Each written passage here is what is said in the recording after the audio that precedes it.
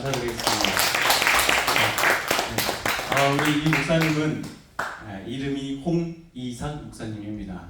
예, 우리 교회에 아브라함만 있었다면 구조들이 다 우리 교회에 있을 뻔했습니다.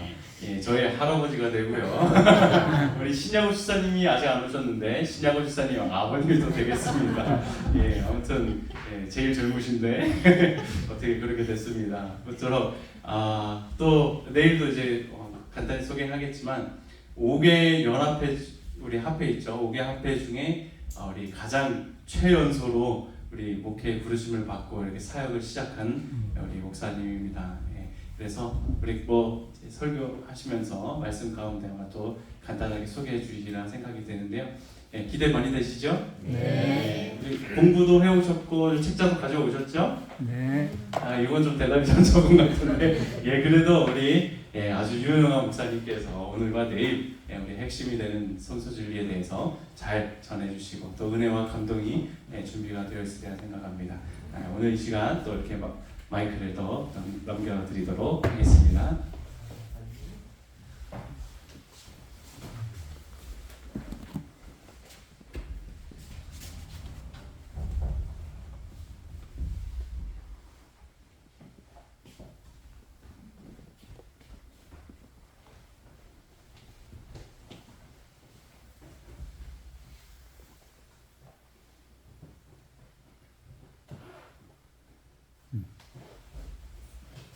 성도님 안녕하세요. 안녕하세요. 하시길 함께 예배드릴 수 있어서 행복합니다. 아까 수석장로님께서 저를 대접해 주셨는데요. 사랑이 넘치는 교회에 불러주신 하나님 또 환영해 주신 우리 성도님들께 감사드립니다. 네. 저는 대전 삼육초등학교에서 부목사로 아이들에게 인성 수업, 성경 수업을 통해서 하나님을 소개하고 있는 홍이삭입니다. 오늘 상영회를 맞아 함께 말씀을 연구하고 또 특별히 이 성소 기별 속에 담긴 하나님의 사랑을 또 밝혀내고 연구할 수 있어서 감사하게 생각합니다. 주어진 시간이 오늘 저녁과 내일밖에 없지만 이 두 시간을 통해서 우리를 정말로 만나고 싶어 하시고 우리를 정말로 사랑하시는 예수님을 만나게 되는 시간이 되기를 간절히 소망합니다. 네. 우리 담임 목사님이신 이호세 목사님보다 목회 연차로는 1년 후배입니다. 2022년 2월에 채용이 돼서 이 공주 유국교회라는 곳에서 2년간 전도사로 사역하다가 인준 목사직을 받고 현재는 대전 삼육초등학교에 있습니다. 전임지 유구전업교에서도 또 그 경험이 너무 소중하고 또 좋았지만 무엇보다 이곳에 오니 아이들과 함께 지내는 것이 너무 즐겁고 행복합니다. 또 이 아이들에게 저희 삼육학교는 한 650명 정도, 600명이 좀 넘는데요. 근데 그 교인 비율은 굉장히 적습니다. 한 반에 겨우 1명, 2명밖에 없습니다. 요즘에는 다 그냥 사회 아이들입니다. 그 아이들에게 이 재림의 기별을 소개할 수 있어서 너무 감사하게 생각합니다. 네. 제 소개는 이따가 계속해서 이어서 하고 오늘 재림께 신장님 이 성소에 대해서 말씀을 나누겠습니다. 혹시 이 책을 갖고 공부하시는데 어렵지 않으셨나요? 저는 굉장히 어려웠는데요. 이 책의 내용이 조금 어려울 수 있으나 이 책의 내용에 담긴 하나님의 마음을 지금 엿보는 딱딱하지 않게 엿보는 시간을 갖도록 하겠습니다. 제가 원래 아이들을 정말로 좋아합니다. 제가 결혼한 지 이제 3년 차 되어가고 있습니다. 근데 아직은 아이가 없는데요. 지금 가지려고 계획을 하고 있습니다. 얼른 저희 가정에도 하나님께서 축복을 주시면 좋겠습니다. 같이 기도해주세요. 예, 같이 기도하겠습니다. 제가 얼마 전에 가슴 아픈 영상을 유튜브를 통해서 우연히 보게 됐습니다. 이 자녀를 잃어버린 한 부모의 이야기인데요. 잠깐 영상으로 내용을 보시겠습니다.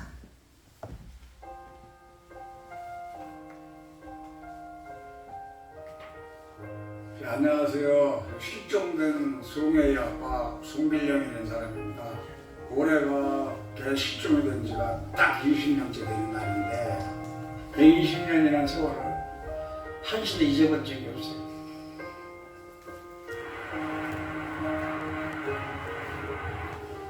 안 하고 싶어요. 언제까지 해야 될지 나도 모르는 거예요. 내가 살아야 된다고 찾아야 되니까 어쩔 수가 없어.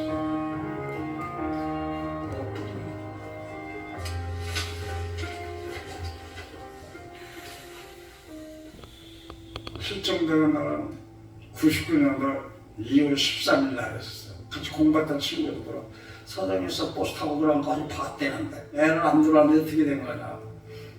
그러니까 밤새들 그 길 왔다 갔다 하면 찾아서 못 찾았어요. 그 다음날 막차 버스 운전사 그 기사를 쫓아왔는데 10시 10분에 가서 내려줬는데 웬 앞선 30대 남자랑 같이 내려줬다 이게. 동네가 지은 동네니까 웬만한 기사가 알더라. 처음 본 사람이다 이거예요. 그 사람을 찾으려고 바로 경찰 신고하고 한 3, 4일 동안 아무리 찾아도 경찰이 안 나와요. 처음에 경찰에 나와서 수색을 했는데 못 잡고 다시 찾아달라니까 경찰관 한 30명이 아니라 그 일단 다 수잡는데 없던 거예요. 그것이 이제 즐기고 긴 세월이 지금까지 나는데 애를 찾는데 20년이나 세월이 3년까지 나하고 둘이 화물차에 내가 전가지 싶고 현수막 싶고 전국 안 가본 데를 돌리는데 근데 맨정신은 못 돌리는 거 술 한 번 먹고 또 돌리고 차 찾아보니까 그런 세월이 3년이 되었어. 이렇게 전국에 돌아다니는 건 이제 포기하고 살아가면서 살자 찾자 하던 것이 이미 애 엄마는 알코올 중독으로 심장병에 또 거기서 우울증까지 와가지고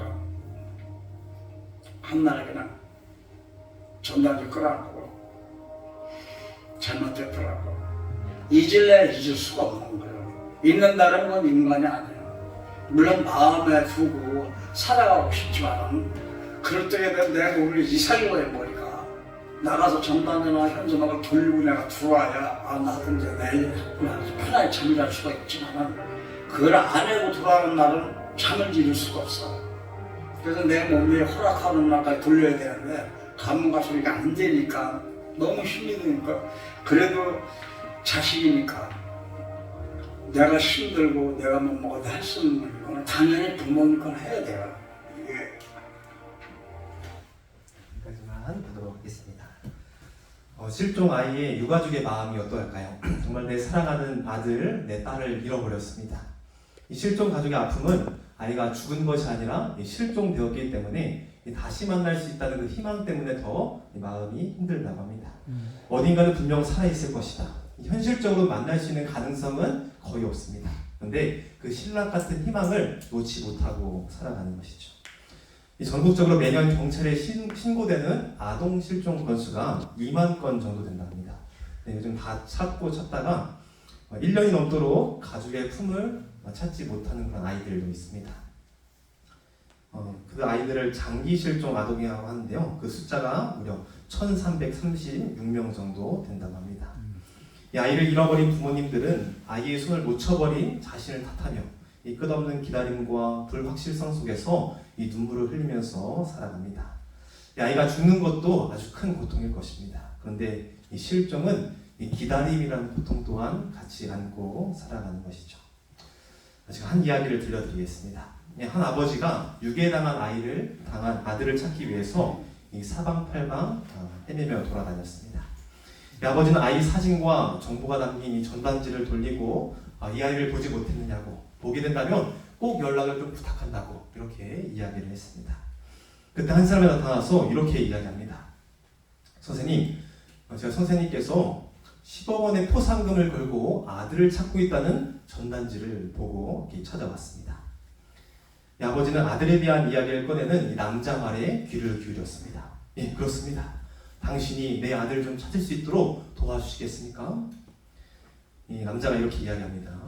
제가 제안을 드리겠습니다. 선생님께서 10억 원이 아니라 제게 한 100만 원 정도만 주시면 이 아드님과 비슷한 다른 아이를 데려올 수 있는데, 그럼 선생님은 돈을 많이 절약하실 수 있습니다. 라고 이야기하는 것입니다.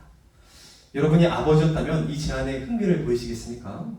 아마 저였다면 크게 화를 내면서 이 장난이냐고 얘기했을 것 같습니다. 이 남자 이야기대로 맞습니다. 10억이 아니라 한 100만 원 정도면 정말로 잃어버린 아들과 비슷하게 생긴 다른 아이를 데려올 수 있을 것입니다. 근데 이 아버지는 누구를 찾고 있습니까? 이 아버지는 그냥 어떤 아이가 아니라 내 아들인 그 아이를 찾고 있기 때문입니다.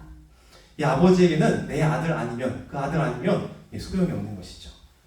근데 하나님 아버지도 같은 마음이라는 것입니다. 잃어버린 그 아이를 찾기 위해 이 10억 원과는 비교할 수 없는 엄청난 몸값을 치르신 것입니다. 엘레마의 영문시조에 이런 말씀이 있습니다. 우리는 필요했기 때문에 존재하게 되었다. 인간의 가장 큰 욕구 중에 하나가 내가 누군가에게 필요한 존재임을 내가 아는 것입니다. 내가 사랑하는 사람의 필요를 채워주고 또 그 사람이 나를 필요로 하는 것, 이것이 이 사랑의 관계이며 이 사귐의 토대가 됩니다. 우리가 부모님은 우리에게 그런 존재며 또 남편은 아내에게 또 아내는 남편에게 서로 그런 존재가 되어줘야 하는 것이죠. 자, 그래서 행복한 사람이란 내가 누군가에게 필요한 존재이고 또 내게 필요한 사람을 아는 것, 그것이 행복한 사람이라고 할 수 있을 것 같습니다. 그런데 하나님에게도 필요한 존재가 있다는 거예요. 하나님께서는 우리를 필요해서 만드셨다라고 이야기합니다. 이사야 43장 21절 말씀입니다. 이 백성은 내가 나를 위하여 지었고, 시편 149편 4절 말씀에 여호와께서는 자기 백성을 기뻐하시며, 하나님께 있어서 저와 여러분은 아주 소중한 존재입니다. 아주 필요한 존재입니다.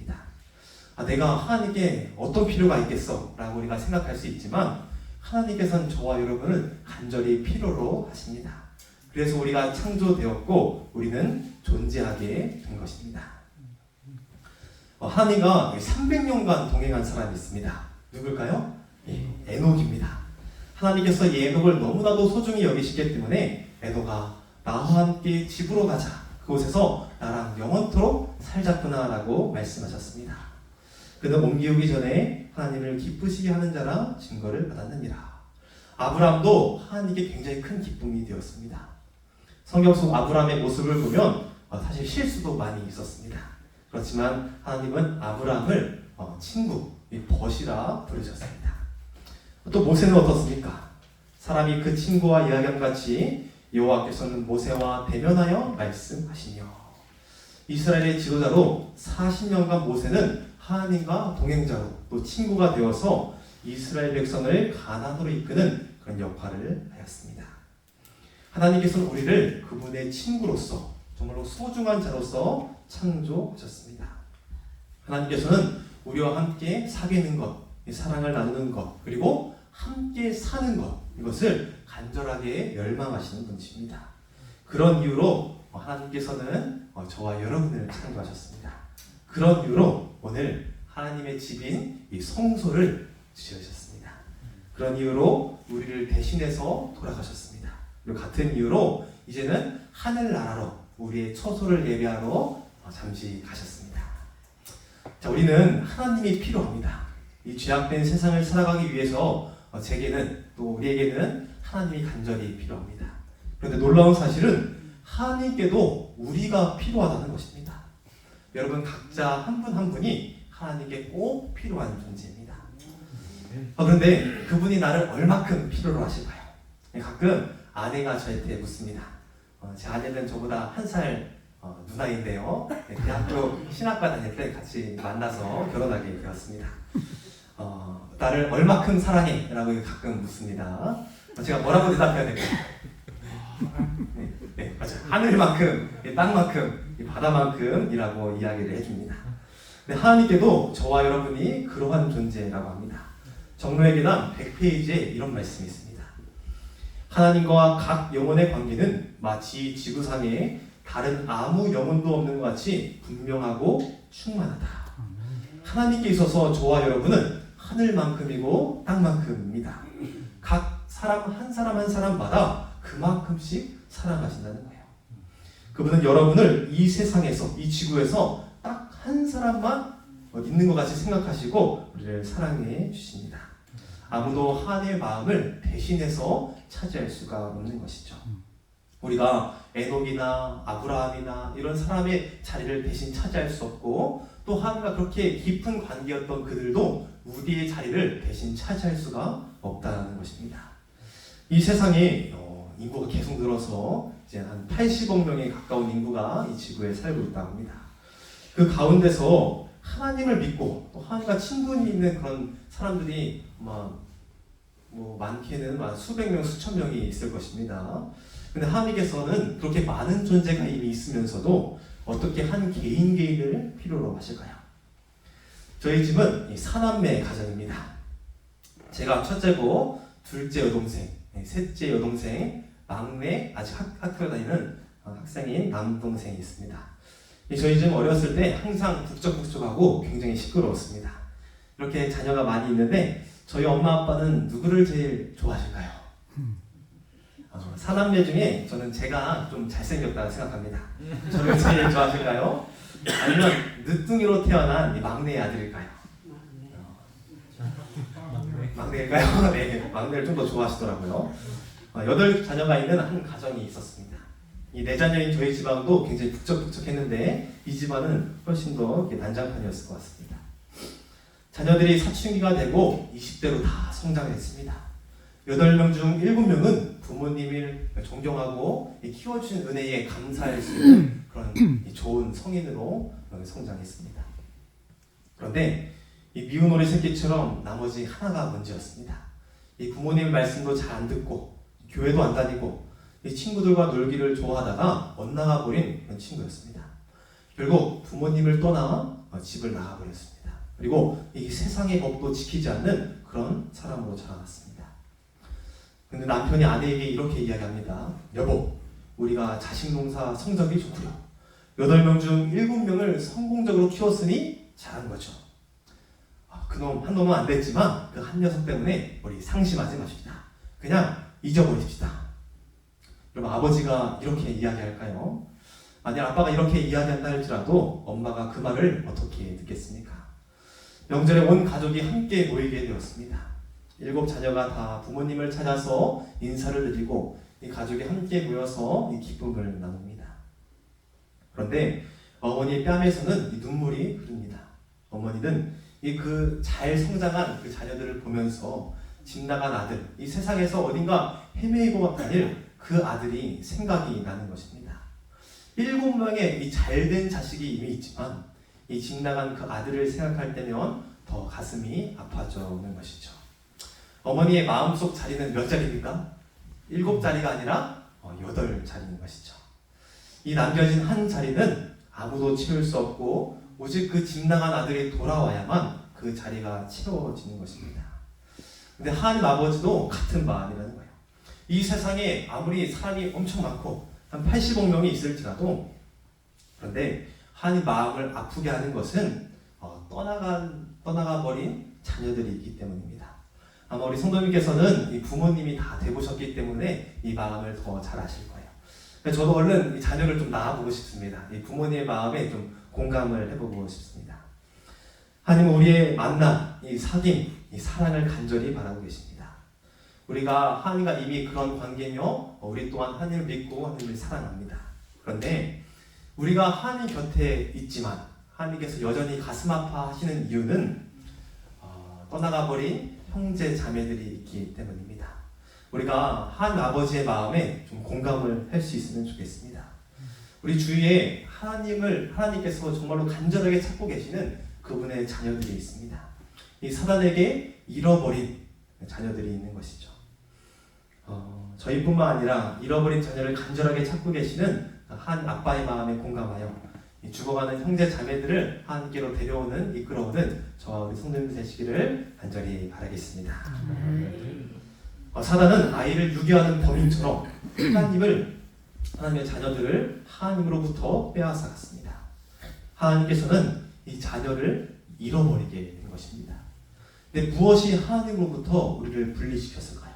그것이 바로 죄입니다. 죄가 에덴에서 하나님과 인간의 분리를 내었고 죄로 인한 분리가 오늘날도 여전히 지속되고 있습니다. 이사야 59장 2절 오직 너희 죄악이 너희와 너희 하나님 사이를 내었고 이 죄가 살아가는 자녀들을 하나님과 갈라놓았기 때문에 하나님께서는 이 죄를 미워하실 수밖에 없습니다. 왜냐하면 이 죄가 나의 사랑하는 자녀를 아까 유기한 범인처럼 빼앗아 버렸기 때문입니다. 이 죄를 결코 참으실 수가 없는 것이죠. 하나님은 죄를 근절시키셔야 됩니다. 그런데 어떻게 하면 이미 죄에 감염된 우리를 멸망시키지 않고 이 죄만 이 분리해서 우리를 구하실 수 있을까요? 하나님께서 이 죄의 문제를 해결하시기 위해 지은 장소가 바로 이 성소입니다. 이 성소란 죄가 도말되는 곳이며 죄가 근절되는 것입니다. 이 죄의 문제를 해결하는 장소가 바로 성소인 것입니다. 인간이 만든 것 중 가장 경이로운, 우리가 진짜 시각적으로 보면서 만질 수 있는 그런 자료가 준비되어 있습니다. 하나님께서는 이 작은 한 모형을 계획하시고 이 모세를 통하여서 직접 그 성소를 만들라라고 하셨습니다. 우리가 한번 상상을 해보면서 이스라엘 진영 중에 있었던 그 성소로 함께 들어가 보도록 하겠습니다. 이스라엘 진영 중심에는 하나님의 성전이 있습니다. 성전은 큰 천막과 같이 생겼고 이 큰 뜰에 둘러싸여 있었습니다. 길이는 한 46m 정도 되었고 넓이는 23m 정도 되었다라고 합니다. 이 동쪽으로 나 있는 문을 통해 들어가면 첫 번째 노수로 만든 큰 번제단이 보입니다. 이 제단과 성소 사이에는 제사장들을 위한 이 물이 있었죠. 자, 그것은 이 거룩한 봉사를 하기 전에 이제 이 손을 닦고 발을 씻는 것이었습니다. 이 성소는 이 두 칸으로 되어 있었습니다. 첫 번째 칸을 우리는 이 성소라고 부르죠. 자, 그곳에 들어가면 먼저 보이는 것이 왼쪽에는 등대가 있고요. 이 등대의 빛이 막 바라면서 이 안에 금으로 입혀져 있었기 때문에 이 성소 안이 환하게 밝게 빛났다고 합니다. 오른쪽에는 12덩이의 떡이 놓여져 있는 이 상이 있었고요. 또 가운데는 금 향관이 있었는데 이것은 아침과 저녁으로 이 향을 태우는 곳이었습니다. 이제 첫 번째 칸을 넘어서 가면 이 성소의 두 번째 칸인 지성소가 있습니다. 여기서 저희는 금으로 낸 아름다운 궤를 볼 수 있는데 이 두 명의 그룹 천사가 아래를 향하고 내려다보고 있었습니다. 또 언약궤 안에는 십계명이 놓여져 있었죠. 뜰과 성소, 지성소 안에 수용된 봉사들은 하나님께서 어떻게 죄를 해결하시는지 우리에게 보여주시는 것이었습니다.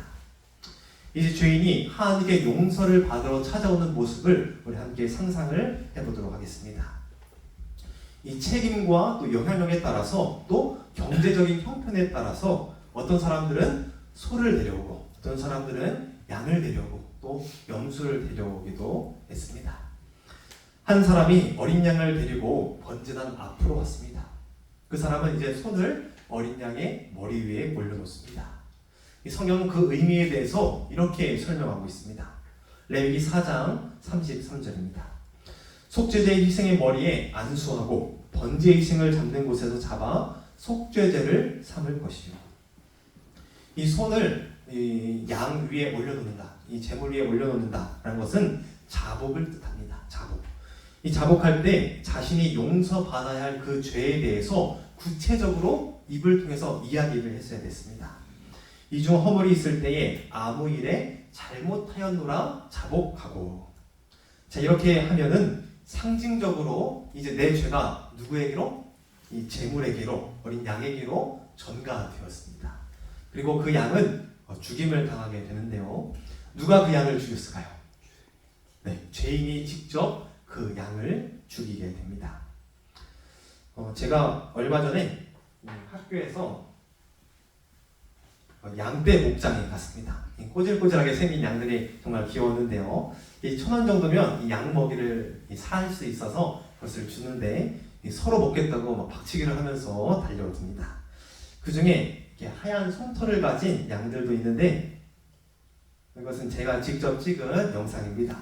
양들이 굉장히 시끄러운데 이렇게 편안하게 자고 있는 귀여운 어린 양이 있습니다. 너무 귀엽게 생겨서 오랫동안 찍고 있었습니다. 이런 어린 양에게 그 속죄제 제물의 머리에 안수하고 번제물을 잡는 곳에서 이 속죄제의 제물로 이것을 잡아야 됐습니다. 그러니까 아무것도 모르는 이 어린 양이 죽어야 하는 것입니다. 정말로 피를 튀기면서 아파서 소리를 지르면서 죽어가는 모습을 죄인이 직접 바라보는 것이죠.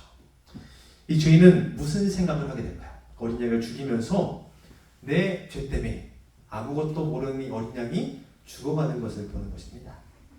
이 어린 양은 누구를 표상하느냐? 요한복음 1장 29절에 보라 세상 죄를 지고 가는 하나님의 어린 양이로다. 이 나의 죄 때문에 십자가에 달려 돌아가신 그 예수님을 보게 됩니다. 우리가 예수님께 죄를 가져오고 이 죄는 이제 예수님께 얹혀졌습니다. 그리고 우리는 이 내 죄의 대가로 이 속죄 제물이 어떻게 되는지를 바라봐야 되는 것입니다. 여기서 비로소 우리는 이 죄의 끔찍한 모습을 볼 수 있습니다. 스가랴 12장 10절에 이런 말씀이 있습니다. 그들이 찌른 바 그를 바라보고 그를 위하여 애통하기를 독자를 위하여 애통하듯 하며 그를 위하여 통곡하기를 장자를 위하여 통곡하듯 하리로다. 자, 우리가 예수님을 찌르면서 가슴 아파 하신 적이 있으십니까? 2022년 4월 기사를 우연히 보게 됐습니다. 미국 털사라는 마을에서 한 가족이 장을 보고 이 집으로 돌아와서 이제 물건을 집에 내려놓고 아버지는 차고에 주차를 하려고 차에 타서 후진을 하는데 아이가 뒤로 와서 그 차 뒤에 있는 모습을 아버지가 보지 못하고 그대로 아이를 쳐서 죽였습니다. 병원으로 긴급하게 이송이 됐지만 결국 어린 아이가 사망하게 된 안타까운 사건이었습니다. 이 아버지의 가슴이 얼마나 찢어질까요? 실수지만 이 어린 아들을 내가 직접 죽인 것입니다. 상상하기도 싫은 비극적인 사고죠. 그런데 저와 여러분이 이 갈보리에 달리신 이 십자가의 예수님을 바라볼 때 우리는 더 큰 비극을 보게 되는데 아까는 실수처럼 저지른 죄가 아니라 고의로 지은 죄 때문에 예수님께서 십자가에 달리신 것을 우리가 바라보기 때문입니다. 나의 죄 때문에 죄 없는 대상이 죽는 것을 바라보는 것이죠. 의로운 자가 불의한 자를 대신해서 죽는 것을 볼 때 우리는 죄의 본질을 깨닫게 되는 것입니다. 사람들은 원하기 때문에 죄를 짓습니다. 이게 무슨 말일까요? 이사야 53장 5절에 이런 말씀이 있습니다. 그가 찔림은 우리의 허물을 인하며 그가 상함은 우리의 죄악을 인함이라. 그가 징계를 받음으로 우리는 평화를 누리고 그가 채찍에 맞음으로 우리는 나음을 입었도다. 자, 누가 찔림을 당하셨습니까? 예수님입니다. 그분의 손과 발이 대못으로 찔렸습니다. 머리에 가시관이 예수님의 머리를 찔렀습니다. 그분의 옆구리가 창으로 찔렸습니다. 우리를 대신해서 예수님께서 고통을 당하신 것입니다. 근데 우리는 누가 예수님을 찔렀는지 바라봐야 됩니다. 뜨거운 불에 놓여져 있는 이 냄비를 실수로 이 손으로 잡았을 때 뜨거워서 얼른 손을 뗄 것입니다. 왜 그렇습니까? 그걸 잡으면은 아프니까요. 근데 우리는 우리를 아프게 하는 것은 하지 않습니다. 근데 우리가 자주 반복하는 것이 있죠. 성질을 참지 않고 화를 내는 것, 소리를 지르는 것, 다른 이들을 비난하고 욕하고 속닥거리는 것, 남을 미워하고 또 싫어하는 마음, 이기적인 마음, 욕심, 질투, 교만. 우리가 매일매일 반복하는 죄들은 나를 아프게 하진 않습니다. 그러나 우리가 갈보리로 나아올 때 그런 죄들이 어린 양이신 이 예수님을 어떻게 했는지를 바라보게 되는 것입니다. 네, 어떤 사람들은 이렇게 이야기할 수 있습니다. 나는 예수님을 차고 찌르지 않았습니다. 나는 로마 군인이 아니었습니다. 근데 우리가 예수님이 어떻게 돌아가셨는지를 예언의 신에 보면 그분은 심장이 터져서 파열되어서 돌아가셨습니다. 우리가 예수님을 죽이는데 일조했다는 사실을 우리가 깨달아야 하는 것입니다. 우리의 죄가 아무것도 아닌 것처럼 보일지라도 이 정도는 할 수 있지 하는 그 작은 죄도 그 죄가 하나님의 아들을 죽게 했습니다. 우리가 죄의 권세에서 벗어나기 위해서는 또한 우리 마음속에서 더 이상 똑같은 죄를 반복하고 싶은 마음을 없애려면 이 세상 죄를 지고 가는 이 하나님의 어린 양을 바라보아야 합니다. 내 죄값을 치르시는 예수님을 봐야 합니다. 우리를 향한 하나님의 사랑을 보면 우리 죄가 얼마나 끔찍한 것임을 바라보게 됩니다.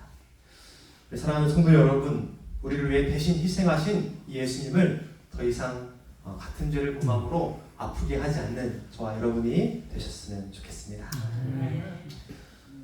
술꾼이었다가 욕쟁이였던 이 존 뉴턴이라는 이 사람의 이야기를 해드리겠습니다. 이 사람은 이 선장의 아들로 태어났습니다. 이렇게 평생으로 뱃사람으로 살아오다가 나중에는 이 노예를 사고파는 포악한 노예 선장이 되었습니다. 아프리카 서부 시에라리온 해변 마을을 돌아다니면서 이 사람들에게, 이 농장 주인들에게 아프리카에서 잡아온 이 노예들을 파는 그런 일을 했습니다. 그 노예들을 족쇄와 폭력으로 또 학대했으며 이 말을 듣지 않는 이 노예들을 잔인하게 죽이면서 팔았습니다. 노예들에게 그의 이름은 음네의 푸토, 이 뜻이 아프리카 말로 이 사람을 잡아먹는 사람이라고 불렸다고 합니다. 그렇게 사악했던 그가 노예 무역을 마치고 돌아가는 와중에 큰 폭풍을 만나서 배가 난파되고 그가 이렇게 표류하게 됩니다. 그때 그는 하나님이 떠올랐습니다. 어렸을 때 하나님께 배웠던 하나님이 떠올랐지만 어머니께 배웠던 하나님이 떠올랐지만 기도를 드릴 수가 없었다라고 합니다. 지난 포악했고 잔인했던 자신의 과거의 삶을 알기 때문에 하나님께 나 좀 구해주세요라는 기도가 나오지 않았다라고 이야기합니다. 그러나 하나님께서는 이 존 뉴턴을 살려주셨고 배가 난파된 지 4주 만에 구조되게 되었습니다. 그는 구조된 이후에 옛날에 어머니께 배웠던 이 하나님을 알고자 했습니다. 성경을 읽고 기도를 했습니다. 그동안 자신이 지었던 이 죄에 대해서 회개하게 되었어요. 자신이 노예무역에 가담했던 일에 대해서 뼈저리게 후회하고 회개했습니다. 아무리 예수님께서 죄를 용서해 주신다고 하지만 과연 나 같은 노예 상인도 용서해 주실까? 이 과거의 바울을 생각하면 온몸에 소름이 돋고 두려운 마음에 가슴이 떨렸습니다. 자신이야말로 정말로 구원받을 수 없는 죄인이라는 것을 깨닫게 되었습니다. 그는 그리스도 예수님을 마주하고 나서 자신의 삶에 일어난 일을 이렇게 시로 지었습니다. 제가 잠시 읽어드리도록 하겠습니다. 수치도 두려움 없이 사악한 나날을 쾌락에 빠졌었네. 방탕한 삶이 멈춘 것은 어떤 새로운 것. 내 눈을 사로잡았을 때 극도의 고통과 피에 젖은 채 나무에 달리신 한 분을 보았네. 십자가에 가까이 나아가 섰을 때 그분이 지친 눈빛이 나를 응시하셨네. 내 마지막 호흡이 닿을 때까지 그 모습, 그 광경 결코 잊을 수 없으리. 한마디 말씀도 없으셨지만 나를 인해 돌아가시는 듯 보였네. 내 양심 깨어 죄책감이 밀려와 좌절의 깊은 심연으로 나를 밀어넣네. 그 죄로 그가 피를 흘리시고 내가 그를 못 박히게 했네. 내가 무슨 짓을 했는지 몰랐었네. 하지만 지금 온다고 무슨 소용이 있으랴. 떨리는 내 영혼 숨을 곳은 어디인가. 나를 위해 주님이 돌아가셨으니 그분이 다시 바라보시며 말씀하시기를 값없이 모든 것을 용서하노라. 이 피는 너를 위한 속량의 피야. 너를 살리러 나는 죽는 거란다. 이렇게 그분의 죽음 속에서는 내 죄는 가장 추악하게 나타났지만 은혜의 신비로움이란 내 죄가 영원히 잊히는 것이라.